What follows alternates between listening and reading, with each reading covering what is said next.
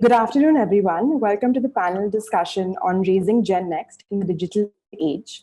With the current pandemic being the driving force in the almost overnight shift in in-person education and work to a largely virtual and digital medium for all ages, this topic is relevant now more than ever. This panel discussion will focus on the impact that the digital age has on youth mental health, examine the new set of concerns that arise as a result, and finally arrive at considerations for the future, all while drawing upon the diverse perspectives of our panelists. So we have some fantastic professionals on our panel today, and I'm very, very excited to introduce them. Firstly, we have Dr. Bhushan Shukla, who has been trained in and worked in psychiatry in India and the UK. He has worked extensively with youth and parents individually in his own clinical practice and at schools, colleges, family court, and the juvenile justice system. He has been a relentless advocate of mental health as an important component of overall well-being.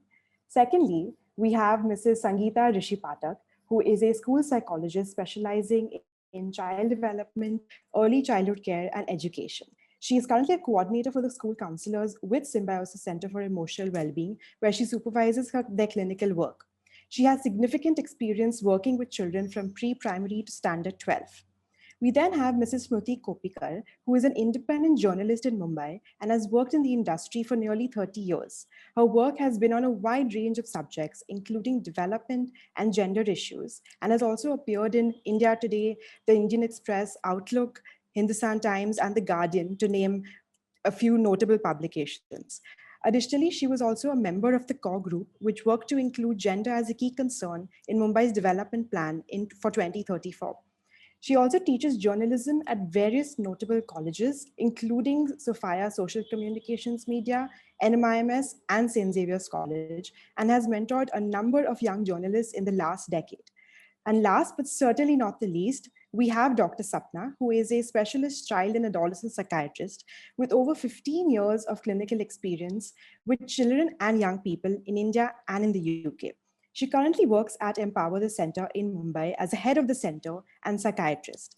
She has numerous publications in research journals and has a special area of interest in neurodevelopmental disorders such as autism and ADHD, eating disorders, and also emotional concerns such as self-harm and suicide in young people. I will be the moderator for this discussion. I currently work at Empower the Center in Mumbai as a psychologist, and I work with young people on a daily basis in my therapeutic practice, which is why I connect to the topic really well. And also I'm looking forward to hearing out the diverse perspectives of our panelists. So just a quick note to the audience before we dive right in. If time permits, at the end, we will have a brief question and answer session. So please send in your questions and mention the panelists to whom it is directed to. So I would like to open this discussion, specifically shedding light on the impact that the digital age has on parenting. So I'd like to start with you, Mrs. Rishi Pathak. As a parent and your professional background with young people, how do you feel that the digital age has impacted parenting? So, yes, so for your question, Disha, as I was telling that parenting in any age and era can be, as an experience, it can be extremely challenging, daunting and prolific. And especially, as parent of every generation might complain that parenting for them was very difficult than what the previous generation had. But believe me, parenting in digital age is certainly, it has impacted in a way, it is certainly more challenging as I feel when I compare, when I was a teenager or when I was a young adult. What my parents did was, or what they were worried for me was, uh, how they could control, what I saw on television or how much time I spent watching television. And I feel they could do that effectively, though of course it must have been challenging for them at that time. But I feel they could do that very effectively, as we had very limited options available then to monitor. But parenting in this digital age, for parents like me, since childhood, limiting the screen time has been a greatest challenge, because the kind of technology the technology is very interactive, which is not only connecting them to family and friends, but also connecting them to bullies and predators, to malicious content, to violent video games, to sexual graphics. So as a parent, you're on the edge there. Another impact, what I feel somewhere in family dynamics is, this children right from young age are very individualistic, where they are mature fast, or they like to take their decisions, or rather they largely influence them in a big way, thanks to this, plethora of search engines that they have, that they can access to information anytime, anywhere, at their fingertips. So they have the information with them. There again, there's a slight change in the dynamics where, parents need to foster that self-reliance that, they show. Another thing where I feel, in my experience, which has impacted me, can be, the habits, the change of habits, that are seen due to this use of different digital gadgets, which, like, to give an example, it affects their sleep-wake cycle. So if that is affected, then the other habits, the routine in general is affected, so that kind of may give rise to family conflicts at times. So, and in our age, when my parents were upset with me due to some reason or majorly, the best thing they did they would stop talking to me. And that used to be enough, that your mother not talking to you for a few hours, few minutes. So at least we would think over it, or, but generation now has something else to fall back on, where, they have something more interesting, more colorful, more stimulating to fall back on. So parenting, for me, I can say it has impacted in a way where, parents are on the age to limit screen time, and with teenagers and young adults, it has been like, due to social media, if it is an excessive use, then they are having unrealistic expectations about reality and happiness also. So yes, for Absolutely. me, Thank it you for has. sharing that, Mrs. Rishi Patak. I think having your personal insights on this in terms of, comparing how it was when you were a child and the issues that you faced and the issues you're facing now as a parent yourself, where I think the digital age has really, sort of ballooned into this huge space on the internet where, like you mentioned, the options are endless. And I think it's hard to monitor as a parent, and that's certainly pretty challenging as well. Dr. Sapna, I want to bring you in here to the conversation. With your extensive experience as a family therapist in India and in the UK, how do you feel that the digital age has impacted family dynamics and youth mental well-being? Thank you, Disha, and thank you though for the warm welcome and having me as a panelist here. I think I'm going to speak mainly about the impact that I see in the families that I see, because I do a lot of family therapy with the children that I see. I think one of the main things that I have observed is actual disintegration of the family system. Most of the parents that I see, because I see the children separately and then I see the parents along with the child, the commonest thing is, I didn't know this was happening with my child. I didn't know, my child was up to something like this. And it might be even positive things. It's not just the negative things, but it is also about, oh, I didn't know my child had an interest in, this subject also. So the communication between families is, reducing more and more, to the extent that most of the family members are in their own rooms. Meal times have disintegrated, where even the children are having their meals in their own rooms, either doing homework or looking at screens or whatever. It is much easier like that for parents. I think I, being a parent of two young children, I can relate to that. About if I have a very important meeting, it's very easy for me to say, hey, just go and have 1 hour of cartoon and let me carry on with this important work that I have to do. So I completely understand where we use screens as a pacifier almost for children. But what is happening in the interim is that we are losing touch with the communication between families has stopped. I have actually seen people interact more on messages and texting rather than actually talking to each other. And that is a firm reality. Sometimes we see a lot of memes that go around in times like these, and you joke about it, but in clinical practice, I'm actually seeing a lot of families who are just communicating. There are parents who have told me the only way I can keep tab about what my daughter or son is doing is, following them or stalking them on social media, because that is the main how I get information about my children, is when I come to know about what they are up to on social media. I think, as we were discussing, there is no getting away from the fact that digital age is here to stay. Especially the last year has just shown us that, now even the schooling is online, for example. So there is no way we can restrict the use of screens as much as we would have liked to as parents. So there is no getting away, and there is no way that we can continuously monitor what our children are doing on the screens as well. So it is more about how do we come to terms with this and, make our children, in a way, use media in moderation and in a healthy way. So I would just say that I am seeing a lot of disintegration of the family values, the family system as such. One other thing I wanted to add is, when we were children, especially younger ones, for us, whatever our parents said was the gospel truth. It was like, okay, they know more than us.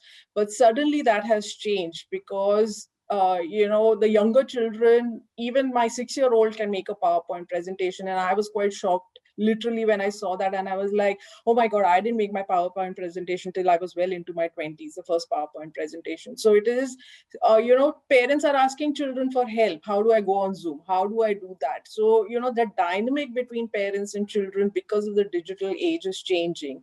And that surely impacts on the relationships that we are having. So the main effect, what has affected, is the social and communication, the way we communicate with each other within the families and the family values in general.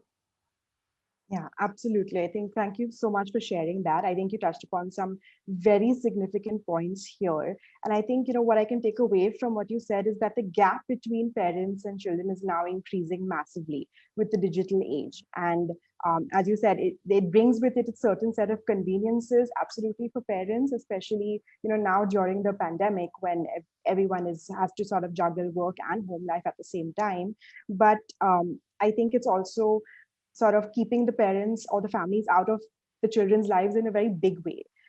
So I think these are very important to keep note of, and what you said about moderating it and using it in a way that it doesn't affect it in a negative way. So I think, Mrs. Kopikal, I want to sort of shed light on your experience here. So given your experience as a parent, as well as a mentor to numerous young journalists over the years, what divide or shift do you think that this has created between parents and children, from your perspective? Yeah, let me begin by thanking everybody here, Dr. Anita Patankar, Girija Mahale, and all of you for having me on this panel. I hope what I have to say makes some sense. What changes have I noticed? Enormous changes. I think when I was a teen, the very idea that you could have the world at your fingertips or have a screen in your hands did not even exist.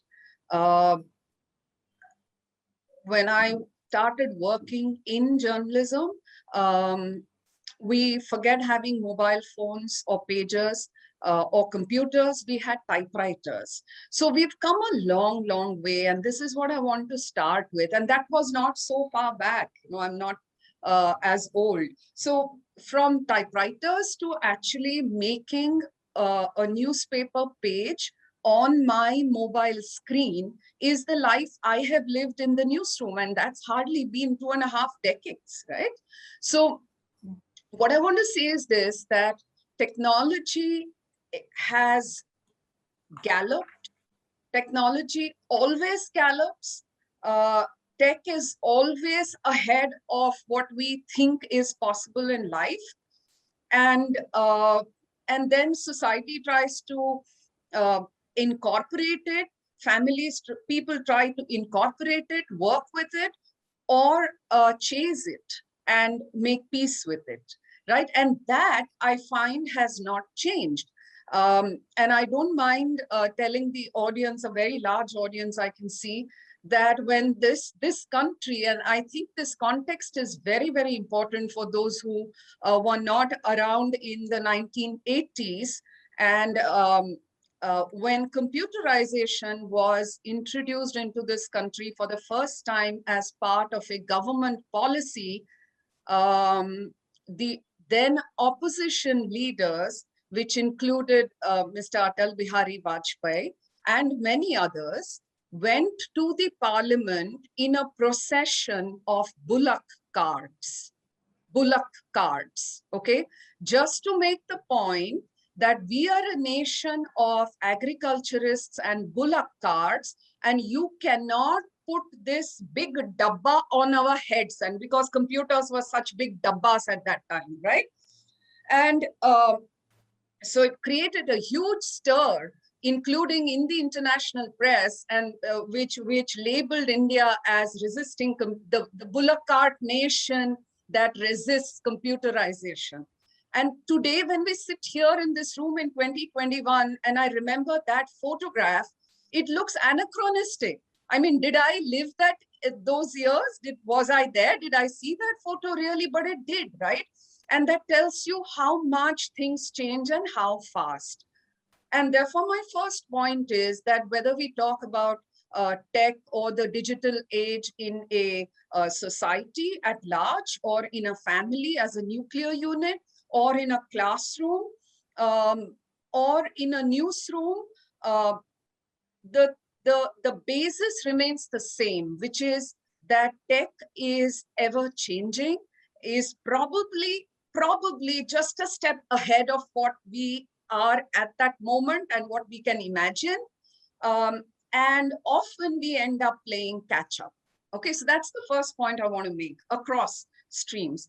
The second is that every time that tech moves ahead or gallops ahead, it opens up enormous range of possibilities for us as human beings, right? And it was because of a certain kind of tech development that we were able to land on the moon. Or today we can sit here and download the PDF of a book in a JSTOR, for which in my generation as a college student, I would have to go into the library, stand in the queue, get my catalog card out, file a request, wait for a day for the librarian to get that book out, and for her to tell me that this book copies are not available, please make your booking, and then wait for a week till somebody who had copies would return it, right? And today we are able to download PDFs like that. And if the PDF now takes time to download, we get bugged, we get irritated, right? So what I'm saying is that tech changes the way we operate fundamentally at every level: individual, personal, private, social, familial, classroom, at every single level. But as a society, as a family, I don't think we pay strong enough attention to this to incorporate those changes into our workflow or into our relationships.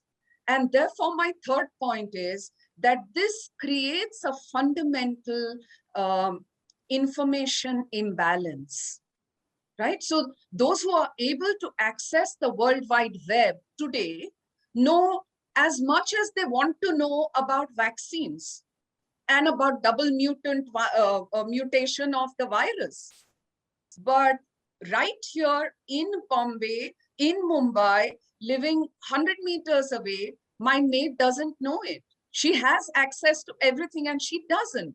So there was always an information imbalance between people, within families. And in my view, tech has kind of sharpened that imbalance, deepened those inequities. We are really now seeing a digital have and have nots kind of a thing. That's a separate social issue to talk about. I'm not bringing that in here. But my point, limited point on this is that the information imbalance has touched every single relationship in our lives, including that with our parents, with our children, with our grandchildren, with our teachers, with our bosses, with everybody, right? And unfortunately, because we are on the point of parenting and all that, this information imbalance is not in the favor of parents. So parents don't know as much as their children do in the digital age, about the digital age, about the tech. And therefore, when they try and set limits, they don't know the beast they are dealing with. How will they set limits? What will they do with it, right? And it is now not a generational gap, I feel. It's a digital gap that exists between people of different ages within a family or within a social setting. So this is so, and I'll end with this. When we bring up children in real life, and we do, you would not allow a 3-year-old unattended without holding her hand on the street outside. Would we even in our wildest imaginations do that? We just would not. Why? Because that toddler has no concept of space, rights, use of that space, what is road, what is pavement, who can come, where should the wheels be, where should I be, how do I negotiate traffic, how do I negotiate? The 2-year-old doesn't have an idea, and that's why we don't allow 2-year-olds to walk on the street unattended. But in the virtual world, that is exactly what we do. We put a device in their hands, we tell them this is the button, and they figure it out within minutes, and they are on their own. Now, if you won't allow your child to walk on the street unattended and teach them how to cross the road, something as basic as crossing the road, and we take so much pains, we do it in schools, we do it after school, we do it at home. We are not even doing 10% of that when we put them into the virtual world, or when we introduce the virtual world to them. And that comes not because parents don't want to do it. I keep coming back to this point. Parents are often themselves at sea. What do I do? How do I do? And so what do we do best? Put a child lock, right? Put Absolutely. a child lock. Don't allow them to access. Put a child lock. Put a child lock is the psychological or the virtual equivalent of saying no all the time. You are just saying no, don't have that chocolate. Your child is going to go and have 10 pieces of that chocolate because just your saying no has made it more attractive for her and him. Yeah. So can we Absolutely. go beyond this? Can we begin with a digital education in schools at the primary level, at the middle high school level? Can we begin with digital retraining of parents? Like you have pregnancy classes, can you include digital, bringing up children in the digital age at that level? Can we include it as part of gynecology? Absolutely. You know, And I think that's a I really should stop interesting here. point you bring up here, and it's definitely something that I will be getting to later on in the discussion. But I just want to take a moment, to focus in a little bit on what you said in terms of the difference that you've seen, as a parent. And I think it's been a significant shift, as you mentioned. There's been a leap in the development of digital technology and the role it plays in our lives. And it's also changed how we consume information, right? As families, as children, and even, as adults and parents in those roles. And I think this connects really well to what Dr. Sapna and Mrs. Rishi Patak also said about the scales tipping a little bit when children are now teaching parents, or parents are learning how to use digital technology, and that, like you mentioned, that informational balance has been absolutely shifted. And I think I want to hone into that difference from a prevalence point of view now. And Dr. Bhushan, I want to bring you in here to the conversation. So the National Mental Health Survey in 2016 reported that the prevalence of mental disorders is 7.3% in children aged 13 to 17 years in India. What difference do you see as a child psychiatrist in the prevalence of mental health concerns with the digital age and prior to when it ballooned? How does it show up in your clinical practice? Thanks, Disha. What we are seeing over and over again now, and which is a significant change over last 1 decade, is the spectrum of difficulties that are brought to a child psychiatrist or any mental health professional has changed quite significantly. Initially, say in first 10 years of my practice, what I saw more was mainly behavioral issues that were brought to us, where the main concern of parents was focused on educational performances and other discipline related issues that children were talking about. In last 10 years, there is a significant change where emotional health of children is more of a focus. And obviously, a lot of credit must go to schools who have worked on awareness campaigns, media, which has brought child's emotions into focus again and again. Bollywood has done its bit as usual in various ways. So what we see now is parents being more aware, and I'm keenly aware that I'm probably referring to a thin slice of Indian population here, which is middle class and upper middle class. So they are becoming more aware about issues like anxiety, like depression, like emotional health, like personality patterns, and relationships, of course. And that is something that we see more and more. So parents becoming more permissive, more sensitive, let's say a lot more malleable to children's wishes is something that we see again and again. And that changes the dynamics of mental health and its treatments as well. So that is a significant change that we see now. I think you've really highlighted the other side as well in terms of the positive, that parents are becoming more sensitive, they are becoming more aware because their knowledge base is increasing on the various issues that plague kids today, even in the online world, and which usually also translate into the offline experience that children and young people go through. And I think the difference that you mentioned is really notable with the rise of continual connectivity. And I think very often in therapy, these are also concerns that show up or even exacerbate existing concerns, and I think eventually impacts resilience. So how do you think that the dominance of the digital age in daily life has impacted resilience in young people? I think we need to take one slight step back and see where this chasm is opening up, because we all agree as a culture since thousands of years that environment influences children to a great deal. Their growth, their personality is largely driven by environment beyond a point. And parents, as a bunch, like to control that environment. And this is nothing new. Today's parents are not really that different at all. You know that Siddharth Gautam was kept pretty much inside the palace for 25 years before he decided to venture out. So parents trying to control environment and its influence on their children is fairly old.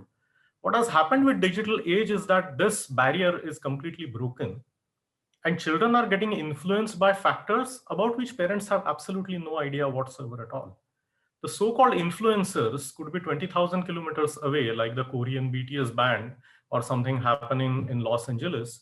And children get heavily influenced by that. And parents have no clue who these people are, how they behave, how they earn their livelihood, what is their background. And children are modeling themselves on these role models. Parents no more can control the role models. That is what they have experienced in their adulthood. Like most of us belong to that generation where our parents could even control who we meet and who are going to be our friends. Not anymore. And this has helped children grow up in a very different way than their parents. And parents do not find them recognizable anymore. Most parents tell you that I don't know, that till this child was 7 8 years old I could relate to them, but now they have changed in such a way that I don't recognize my child anymore. I cannot identify with anything that they are talking about. And this same thing extends to resilience as well, because when we talk about resilience, when we talk about ability to handle change, the very definition of change, the very experience of change and support system has changed for this entire generation. So when we talk about resilience, we'll have to be very careful in defining it in a relevant language that is for 21st century and for these children. Because this change is not going to stop. No matter how much controls you put on that and whatever we decide is good or bad or whatever, forget 3-year-olds, even 70-year-olds don't get on the road unaccompanied nowadays. So the world is changing, children are adjusting to it. The question is exactly what are we going to do to be with them there, or are we going to let them change and move on and become even more unrecognizable with ourselves? That is something that we'll have to look at.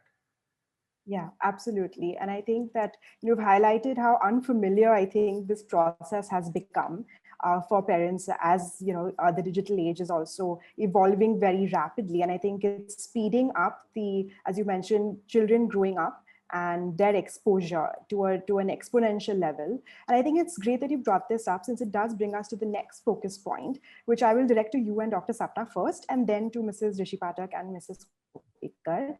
So we've seen a dramatic increase, as we've spoken about, in online engagement in young people, and especially over the last year due to the pandemic. And a large part of the development of empathy is influenced by interaction with peers in person. So how do you think that this is impacting the emotional transition to young adulthood with respect to attachment and the ability to create meaningful connections?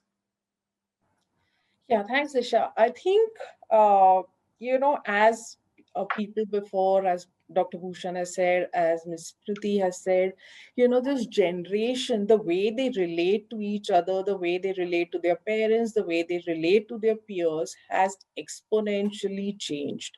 So, it's a generation of instant gratification. When, as Ms. Smriti said, when we were looking for a book, we had to wait for maybe 2 weeks before we could get a book.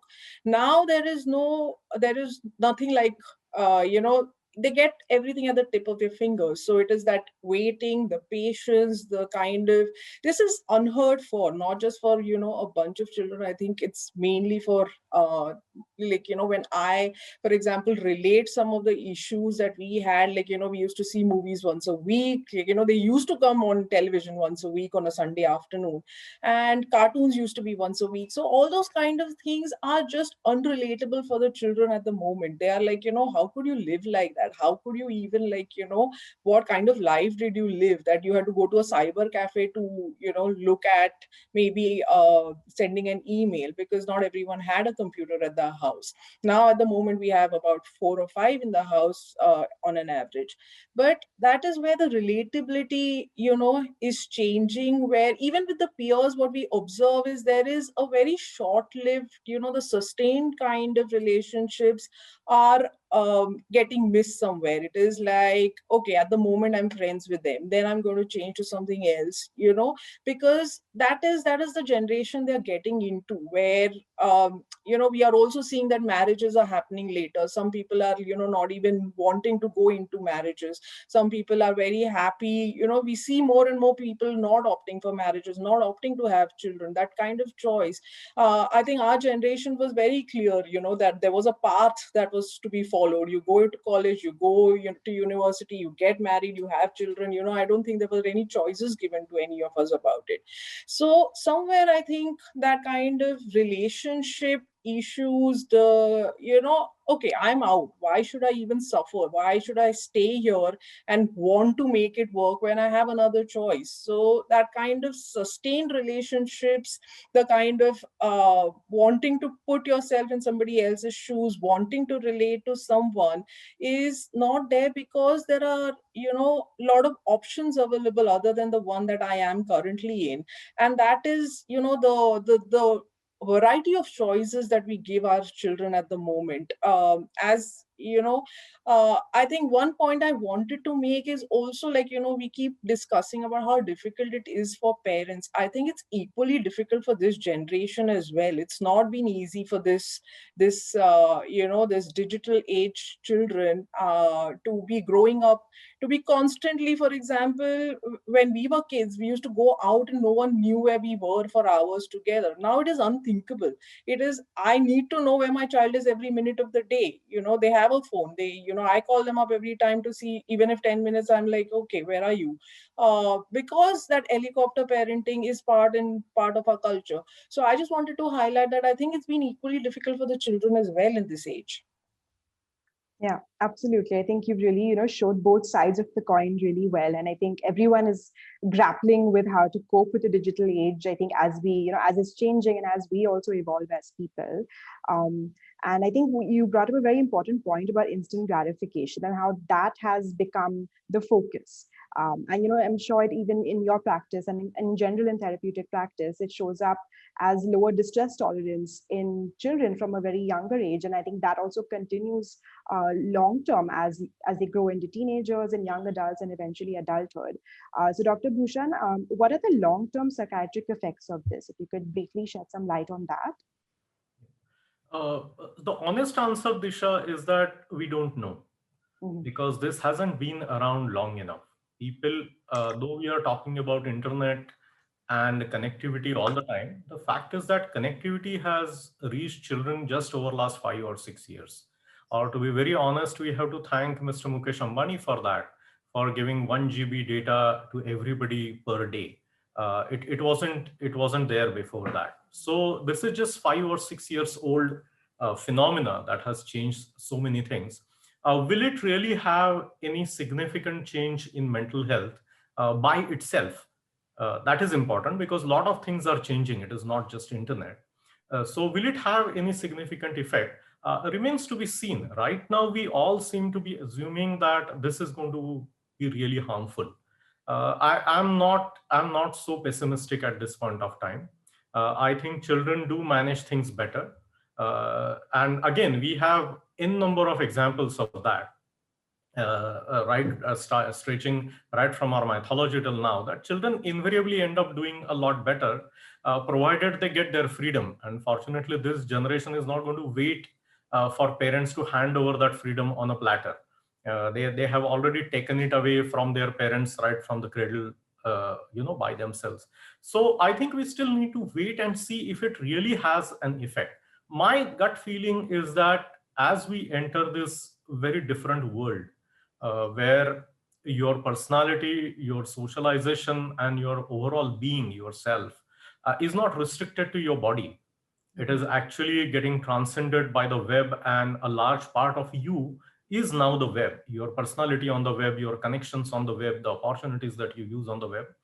We are in the middle of flux, but we should be able to come out all right. I think at this point of time, I'm more worried about parents' generation being able to handle this switch than children actually managing it. Because the way children are getting bullied online, children are also finding solutions to that bullying online. It is not that when internet was not there, people were not getting bullied. Yeah. Because at that time, major job of bullying was left to parents and uncles and aunties, right? Very little was left to other children, because adults were abusive enough for those children to actually look at all other children as angels around them. Now that job is being done by few other children, and we survived, and they will survive as well. So I'm pretty optimistic. I would still wait for a reasonable, clear, good quality data before we declare that children are going to suffer. Yeah, sure, absolutely. And I think I really hear, the need for balance as well in perspectives and as well for towards the future. And I think this brings us to look at, dealing with a new set of concerns as a result, as you mentioned, not just for the youth, but even for parents and families. So for parents, this could present a different set of challenges, such as issues of privacy, for instance. So Mrs. Rishi Patak, I want your thoughts on this. In your personal experience, if you could briefly shed light on how do parents deal with understanding the balance between not enough space and more than enough space given to their kids. Certainly, Disha. And here, what I have experienced as a parent is it is absolutely okay to give them their space. They do need their space, their privacy at home, and especially teenagers or even young adults. And it is absolutely okay.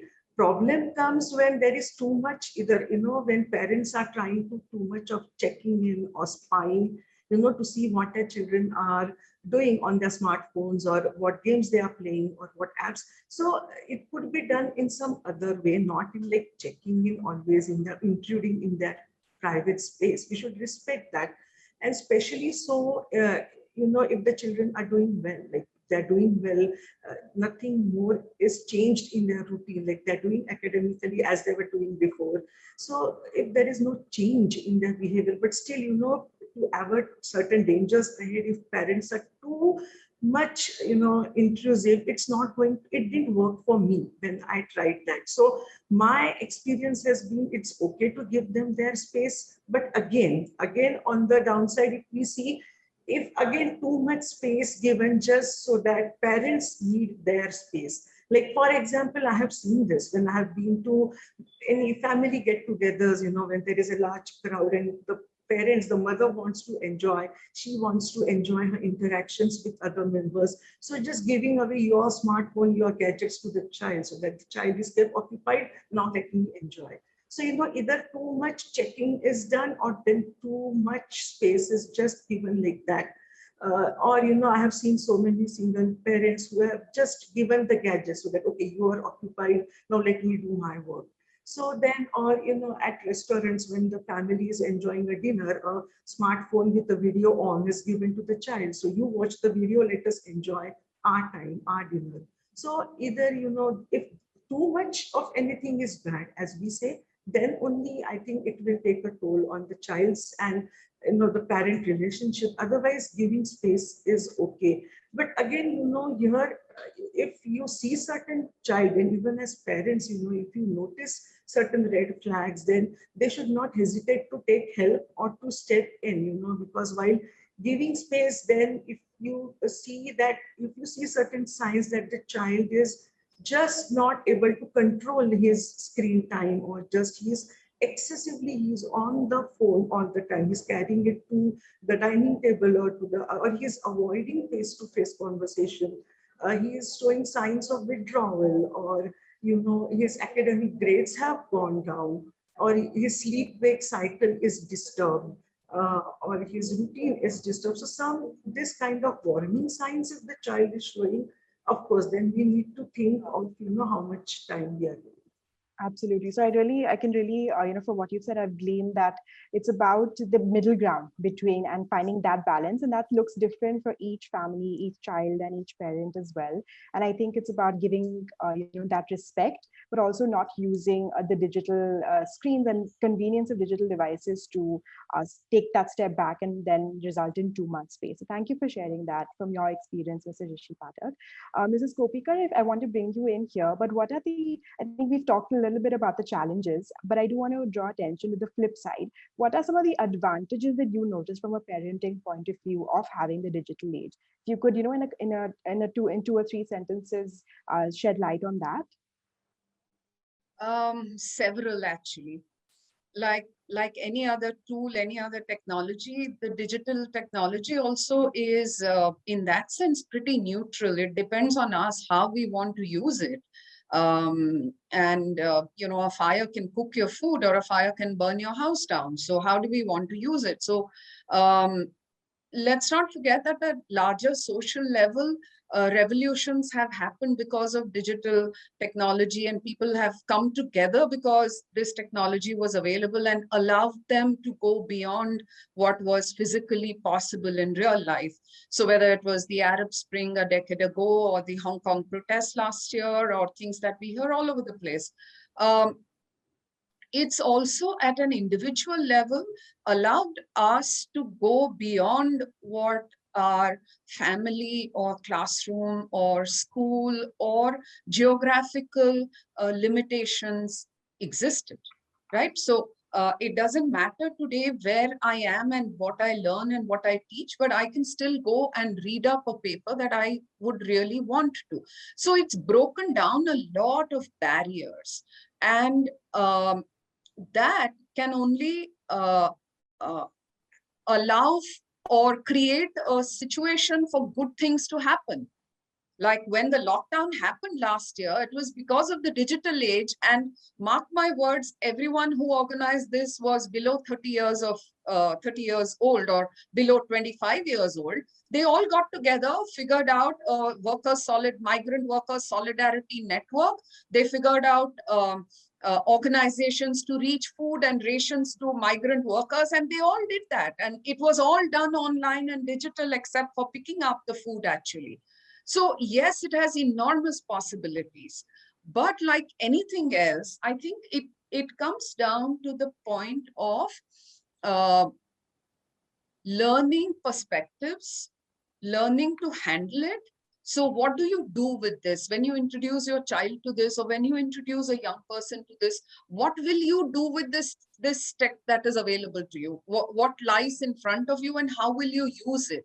And that, I think, is a process of bringing up children, or parenting, or mentoring, or whatever you call it. And in that, I come back to something I said earlier. There is that little imbalance, but the basic sense of parenting or mentoring young people doesn't go.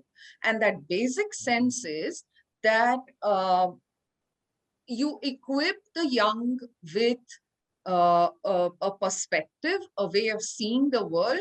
You equip them with values. You equip them with a purpose. And they will use that tech that you don't understand even to do good things. It's possible, right? So that if you say that I am going to give you the values, only the values that my mother gave me, I'm afraid it's not going to work, because there is, as I said, a generational shift, and parents, I'm afraid, are not always accounting for that. But having said that, certain things simply don't go out of fashion, right?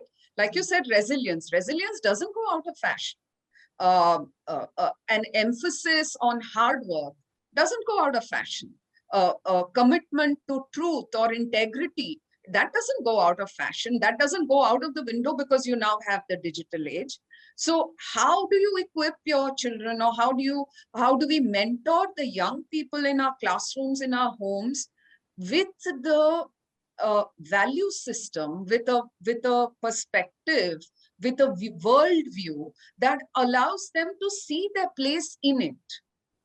Or are we, as parents and as teachers and mentors, are we abdicating all that to the World Wide Web? Are we saying, I don't understand, I'm not going to get into it, so you figure out what you want to do?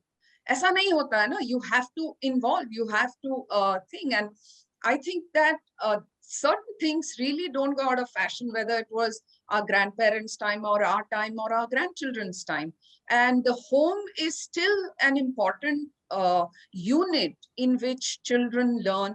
The home and the classroom are the two units where they pick up these things. And unfortunately, I don't think even older students like 12, 13 years, 14 years, adolescents are not getting enough that they need from either their home or their classrooms to be able to negotiate the world outside. And they're figuring it out on their own. And sometimes they land on their feet, sometimes they don't. Yeah, absolutely. And I think, you brought up a really vital point here about using the digital technology as a tool. And in itself, a tool isn't really negative or positive, but it's about how it's used and the degree to which it is incorporated to move with the times. And I think that's really been the theme of this discussion as well, where we've spoken about how the digital age has actually opened up numerous possibilities and also expanded the horizon of potential for all of us, right? I think despite age, and for learning and for adapting. And I think, as you said, it's about blending the advancement of digitalization with the traditional values and ways of parenting that do exist. I'd like to quote you on that, to use the purpose and perspective and equip our children and young people with that, which can lead them to doing some wonderful things in life and, for the good of society. So I think that's a really good way to look at it in terms of the future, since we've looked at the, both sides of the coin here. So I think this now brings us to looking forward and, to focus on the how as well. Dr. Bhushan, I now want to focus on tackling these concerns that we've also spoken about. And I do understand that it is the tip of the iceberg, but if you could briefly shed some light here on a few recommendations to perhaps tackle some of the concerns that have arisen, then that would be great. Disha, there is one huge advantage to parents over all the digital influence that goes into their children, and which is their actual physical presence. Mm-hmm. And I think that remains our most potent tool to safeguard our children. I will not use the word control here, because we know that parents love to control and children manage to break free. Thank God for that. But that is how it typically happens. So no matter what are their contacts and their exposure on the wide world, parents are still very much physically present. And children, that is really the only opportunity for children to see a real human being, a real human adult functioning, because their friends don't give them that opportunity. Teachers are restricted to teaching now, even ever more so than in olden days. So except their parents, they really don't have any real life adult models available anymore. So how we conduct ourselves there, how we manage our online time, how we manage our emotions, how we handle conflicts and all of that is something that is really important. And it has to be a two-way traffic. So to give you a simple example, yesterday, I was taking my younger daughter for a vaccine that was long overdue, and we were stopped in middle by a policewoman. And I told her that I'm taking my daughter for vaccination. As was her duty, the policewoman asked me, but vaccine is for 45-year plus. Where are you taking this small child for vaccination? So I told her that's not the only vaccine in the world. There is an entire vaccine program that is backlogging, and I want to finish that for my child. This is the doctor's name, this is appointment, and this is where I'm going. And the policewoman let me through, and we moved ahead. And after a minute, I realized that I probably used a, a, a shade sharper tone than that was necessary while talking to the police. So I asked my daughter, do you think I overreacted a bit? And she said, yeah, I think, Baba, you did overreact. She was just doing her job. Come on. So I think this kind of real life exchange with your children on a day-to-day basis with multiple occasions, multiple opportunities is something that is really important. So the physical presence that a child needs, see, as long as we remain mammals and we need to be breastfed and we need skin to skin contact and we need to hold hands and we need to wipe each other's tears and laugh with each other, as long as we continue to yawn when the next person yawns, we know that it is the physical connection that still works for us the best. And parents are the only ones who can actually make sure that it is given to their children. So being there physically is something that is really important. Not getting lost, not letting the parenting drown in digital time is something that is really crucial. So actually entering their space, being there physically, taking them to your space and getting help from them is something that will see us through quite all right. Yeah, absolutely. And I think, it, as you mentioned, it presents an opportunity for parents to self-reflect, right? I think this, especially from your interaction with your daughter, I think she held up a mirror in a wonderful way to you. And I think it's the collaboration that will, propel us forward while using digital technology as a positive tool and, as a way to adapt as well. So I think this, on this note, this brings us to the end of the panel discussion. We do have around 5 minutes for the question and answer.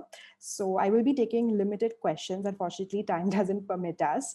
But the first question that we have is, what is the effect of internet use on attention deficit disorders? Are the numbers increasing without a diagnosis of ADHD? Dr. Sapna, Dr. Bhushan, if you'd like to take that. See, what we have observed is that there is an element of inattention coming in, but whether it is diagnosable, whether it can be attributed to internet use and digital age, there is no research to say that. We know for a fact that, the digital age, for example, it is very, very, people are not willing to wait, as I mentioned before, skip ads. All those things are very easily accessible. People are, so, getting easily bored. If you go through the ADHD criteria, I think most of the children will fulfill that. Getting easily bored, not able to be, in one position, constantly looking for other ways of gratification. Even when online school is going on, you see kids doing 2 or 3 things together rather than just paying attention to the school because there are so many other things available to be done. So as a generation, I think impatience is part of what is happening. The question is whether that actually comes in the way of their achieving what they're supposed to be achieving, so that it is diagnosable. Now, we don't have data to say whether in any way that is attributable to the digital age. So Dr. Bhushan, if you want to add anything. No, Sapna, I entirely agree with you that we do not have reliable data even from 10 years ago to say that it has increased. And we are actually using technology to help with ADHD. There are enough number of games and apps coming up and gadgets coming up which are going to help with ADHD. So I think it is too early. I'm very mindful of being that, cynical old man, grumpy old man who's forever going to refer to olden days and say how it was great then. Well, it was not great then, and let's accept that as parents as well, that this is a much better world, and our, if anything, we are much jealous of our children for the kind of opportunities and life that they have. So let us not say everything is getting worse, and that is certainly the case with ADHD, as Sapna has so rightfully correctly identified there. Thank you for that. I hope that answers the question to the individual who asked it. So this is one for the parents. So what is your perspective on the pervasiveness of technology, and how would you prefer it? So if, Mrs. Rishi Patak or Mrs. Kopikal, you want to go and answer that? So for me, Disha, technology is here to stay, and it is certainly not our enemy that, we should be scared of it. For me, the way forward with technology would be to have healthy discussions with the child. And as rightfully Dr. Bush and Dr. Sapna has had, mentioned that, parents should be the ideal role models. Like in the family time, if a child has an issue which is bothering them, and if the child wants to discuss something important and child comes to the parent but sees that the parent is scrolling, busy on the smartphone, answering to all the notifications, or busy with the answering the work mails, or if the parent is himself using the gadgets, and so they may turn away, they may withdraw and turn to other mediums for answers. So we are missing out on some important parenting opportunities there. So, being a role model where you set up some boundaries there, like it is a family time where gadgets will not be used at that particular time. So, as I said, we can limit, allow them to use the screen, but at the same time foster in-person conversations more. Or, we can strike a balance between the digital world and the real world, by using the online platforms only for distant social interactions, rather than going into isolation. Or if we help them to critically analyze and evaluate, what they see online. Like all news that is there may not be correct. Are there fake accounts? There are fake accounts which are there available on social media, or there are fake news which circulates. So, we allow them the screen time, but same time we prioritize in-person interactions. So we are close to them, but we foster that self-reliance. So we can make them use for their benefits. Like there are many gadgets, like, the digital watches or the wearables, which tell you how much steps you have taken today. So you can use them for the healthcare purpose. There are certain apps that tell you your blood sugar levels, or how many steps you have taken, how many steps you should take. There is this GPS system which now doesn't allow you to get lost. So technology, if used in a right way, it is going to be extremely useful for them. So I think that should help. Okay, good. Thank you so much. Mrs. Kopikal, do you have anything to add to that on the pervasiveness of digital technology? Yes, thank you. Very few. I completely endorse everything that Sangeeta has said. For the parents, and here are my additions to it. For the parents and for everyone who is 40 and above, please embrace the digital age. Embrace technology, learn it, deal with it, fall in love with it, please. It'll probably be the second time that you fall in love in your adult life, but please, let's fall in love with it. Okay, our children are already in love with it, so we are missing out on something. So for parents and for everybody who's 40 plus, please embrace tech, please embrace the digital. For the classrooms, build digital literacy in a serious way. Like you would talk about sex education, talk about digital education, digital literacy, how to handle, what to do, what not to do. Tell children about the dark web before they learn from their peers. Okay? So, and for the children, for adolescents, the sense of self. There are psychologists and psychiatrists on that panel, and it's beyond me to get into it, but there are several factors that give us our sense of self, right? And the young, I think, have to somehow realize, understand, or be made to see that their sense of self is not dependent upon and not entirely related to their digital life.